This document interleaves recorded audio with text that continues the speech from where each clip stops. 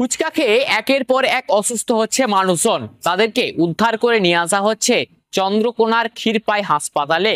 গতকাল চন্দ্রকোনা 1 নম্বর ব্লকের মাধবপুর বেলগেড়িয়া এলাকায় ফুচকা বিক্রি করতে এসেছিলেন এক ব্যক্তি, আর সেখান থেকেই ফুচকা কিনে খেয়েছিলেন এলাকার মানুষজন। আর সেই ফুচকা খেয়ে অসুস্থ হয়ে পড়ে প্রায় 35 জনের মতো ব্যক্তি। আজ সকাল থেকে প্রায় 15 জনকে উদ্ধার করে নিয়ে আসা হয়েছে ক্ষীরপাই গ্রামীণ হাসপাতালে। সেখানেই বর্তমানে চিকিৎসাধীন রয়েছে তারা।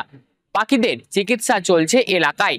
এলাকার মানুষজন বলছে, গতকাল তাতারপুর থেকে এক ব্যক্তি ফুচকা বিক্রি করতে এসেছিলেন ওই এলাকায়। সেই দোকানদারের কাছ থেকে ফুচকা কিনে খেয়েছিলেন অনেকেই।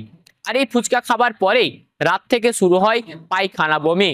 এই উপসর্গ নিয়েই চন্দ্রকোনা 1 নম্বর ব্লকের ক্ষীরপাই গ্রামীণ হাসপাতালে চিকিৎসাধীন রয়েছে এই মুহূর্তে 15 জন ব্যক্তি।